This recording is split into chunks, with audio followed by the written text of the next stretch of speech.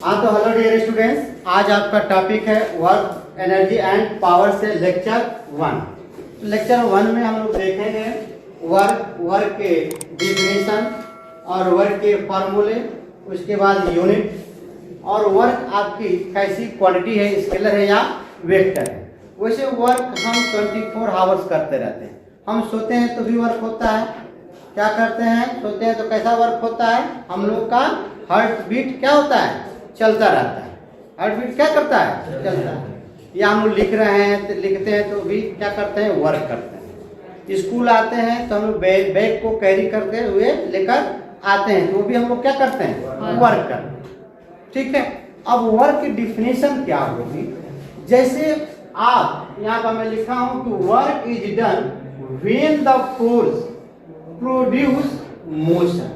जब तक कोई बॉडी मोशन ना करे, जब तक कोई बॉडी मोशन ना करे तब तक उस बॉडी पर वर्क डन नहीं लगेगा।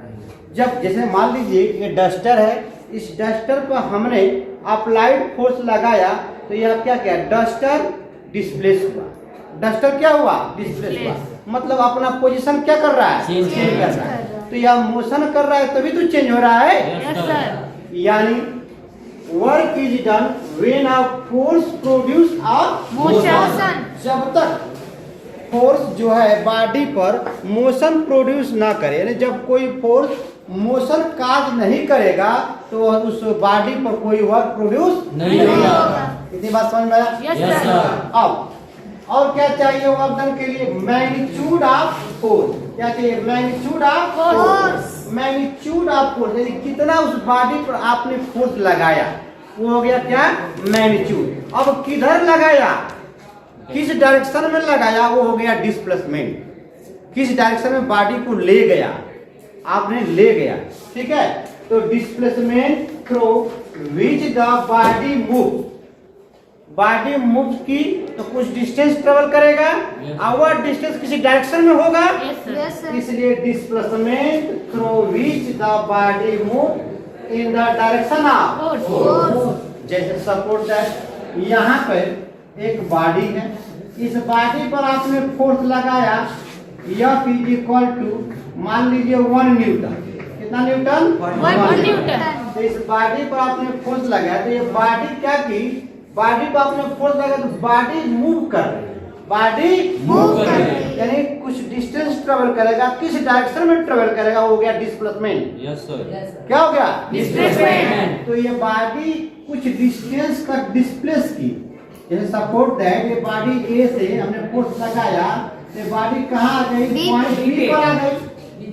कितना गई? पॉइंट बी पर। तो पॉइंट ए से बी मैंने कहा गया कि आपसे कहा गया कि इस बॉडी पर फोर्स लगाइए ए से बी। तो ए से बी आपको क्या दिया गया? डायरेक्शन। ए से बी आपको क्या दिया गया? डायरेक्शन। तो इस बॉडी पर आपने ए से बी डायरेक्शन, ए से बी डायरेक्शन है तो ए से बी की तरफ आपने इस बॉडी पर कितने न्यूटन का फोर्स लगाया? 1 न्यूटन। कितने न्यूटन का? 1 न्यूटन। अब ये डिस्प्लेसमेंट मान लीजिए सपोज दैट 2 मीटर है। कितना है? 2 मीटर। तो यहाँ से हम लोग वर्क डन क्या कर सकते हैं? फाइंड कर सकते हैं, कैलकुलेट कर सकते हैं। अब इसके फार्मूला कैसे बनाएंगे? Work done is moving a body. जब बॉडी पर फोर्स लगाएंगे तो बॉडी डिस्प्लेस करेगी। तो जब बॉडी डिस्प्लेस करेगी किसी डायरेक्शन में, देखिए यहाँ पर body moves in the direction of force. ऐसा नहीं कि आपने बॉडी पर इधर फोर्स लगाया तो बॉडी इधर न जाकर इधर आने लगे, ऐसा तो है नहीं। जिस डायरेक्शन में फोर्स लगाएंगे उसी डायरेक्शन में बॉडी मूव करेगी। यहाँ पर देखिए displacement through which the body move bracket में in the direction of force. जिस डायरेक्शन में आप फोर्स लगाएंगे उसी डायरेक्शन में बॉडी क्या करेगी? मूव करेगी। आई होप इतनी बात समझ में आया? Yes sir. आगे बढ़ते हैं। अब फार्मूला कैसे बनाएंगे? Work done in moving a body, work done in moving a body is equal to, यानी W इज इक्वल, इसी को कहेंगे work done in moving a body is equal to the product of force, product of force exerted on the body and the displacement. Exerted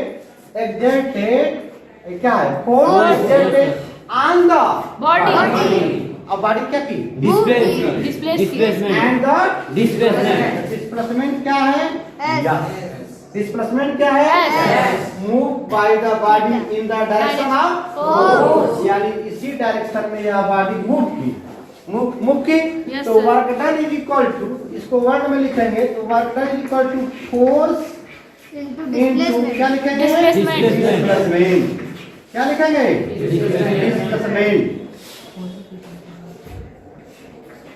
लिखेगा ना yes sir work done equal to force into displacement force को किससे represent किया हमने F. Displacement को S. किससे यानी W is equal to क्या लिखा है F इनटू S. ठीक है yes sir work done equal to force into ये बात समझ में आया Yes, sir. इस लाइन से ये फार्मूला मिला इस लाइन से इसका डिफिनीशन क्या मिला Definition.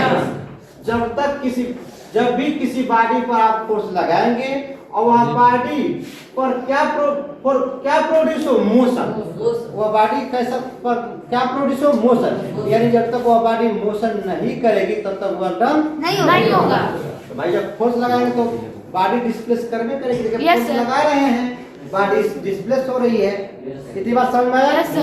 तो work done is equal to force into displacement work done is equal to force into displacement अब ध्यान से समझे इस पर 1 न्यूटन का फोर्स लगाए हैं तो यहाँ पर लिखेंगे 1 न्यूटन ठीक Yes, sir. और कितना मीटर 2 मीटर 2 मीटर तो ये हो जाएगा 2 1 जा 2 न्यूटन इंटू मीटर सर और न्यूटन इंटू मीटर को हम लोग बोलते हैं जूल Yes, क्या sir. बोलते हैं जूल।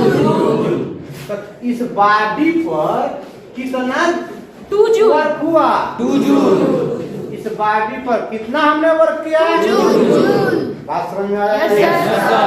ये आपको मिला वर्क डन दूसरी बात समझे अब यहाँ पर इस वर्क डन की हमने यूनिट बताया कैसी यूनिट एसआई यूनिट कैसी यूनिट बताया SI यूनिट।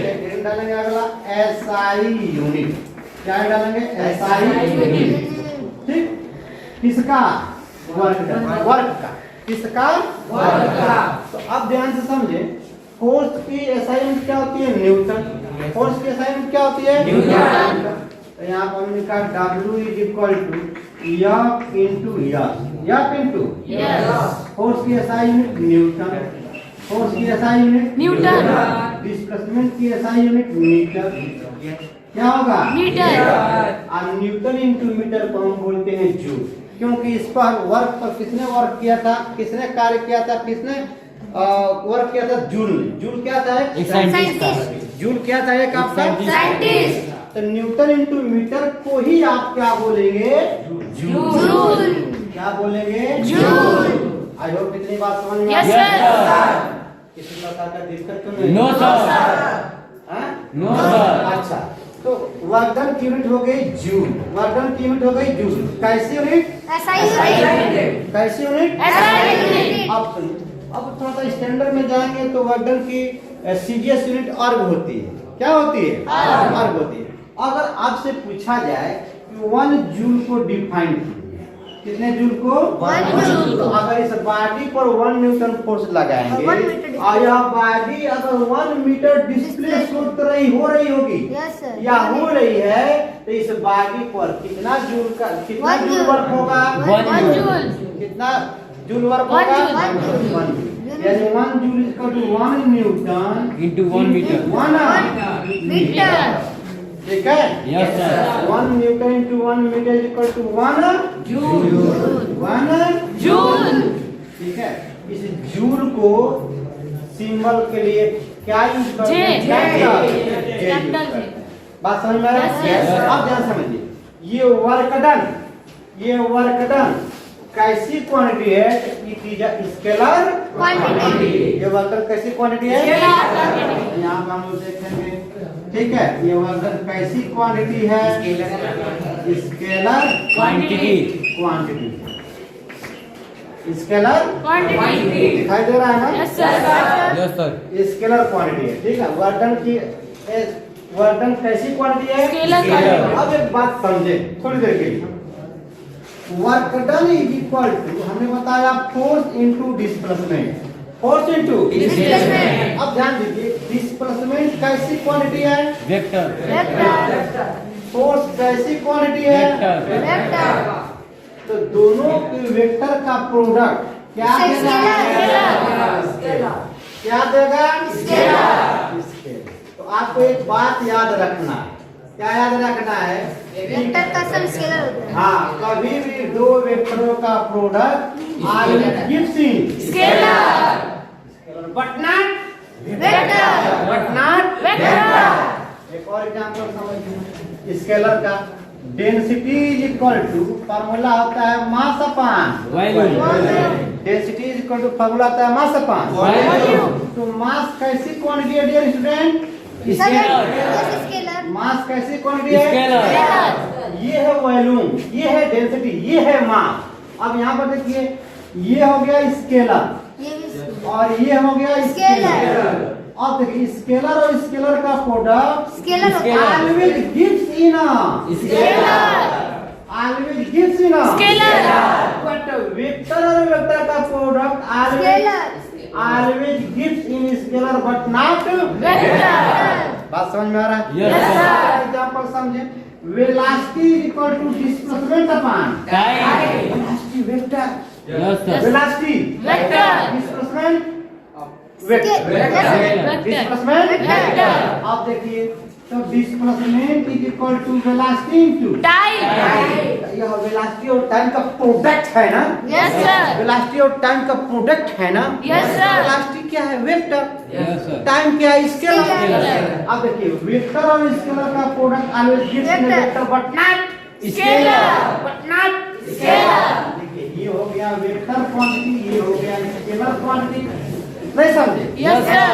दोनों का समझ गए. प्रोडक्ट क्या हो गया, वेक्टर. वेक्टर तो याद होना चाहिए, ध्यान समझिएगा, यहाँ पर समझिए, वेक्टर और वेक्टर का product always gives in scalar but not vector, vector. hence here is vector and scalar product always gives in a vector but not scalar. but scalar और scalar product scalar, scalar और scalar का product scalar. but not vector. देखिए vector और vector का product scalar होना चाहिए, yes sir लेकिन देखिए according to formula, according to formula. इतनी बात समझ में आया? यस सर अब इसके बाद आपके पास कंसेप्ट आता है कि वर्क डन जो है तीन तरीके, एक पॉजिटिव, एक नेगेटिव, एक जीरो। यस सर एक वर्क डन पॉजिटिव होता है, दूसरा नेगेटिव और तीसरा जीरो। यहाँ तक बात समझ में आया? आपको वर्क डन मतलब क्या करना है, जब भी कोई फोर्स मोशन कार्य करेगा तो वहां पर वर्क डन प्रोड्यूस होगा। Yes sir. जब भी कोई फोर्स मोशन कार्य करेगा, जब भी कोई फोर्स मोशन कार्य करेगा तो वहां पर क्या होगा, अगर मोशन कार्य नहीं करता है, फोर्स लगाते हैं तो वहां पर वर्क डन नहीं होगा बात समझ में आई? Yes sir. बात समझ में आई? यस सर बात समझ में आई? यस सर अच्छा, 1 जूल को कैसे डिफाइन करेंगे? वन एंड मीटर फोर्स की वैल्यू किसी बॉडी पर एक्टिंग लगता है, और कितना एक्टिंग न्यूटन पर लगता है? 1 न्यूटन वह बॉडी कितना डिस्प्लेस? 1 metre 1 metre. तो 1 newton into 1 metre equal to 1 joule. और वर्क की एसआई यूनिट जूल. और दूसरी newton into metre. Newton into metre. Work कैसी क्वांटिटी है? स्केलर। वर्क कैसी क्वांटिटी है? स्केलर। स्केलर। नोट करें इतना। Yes sir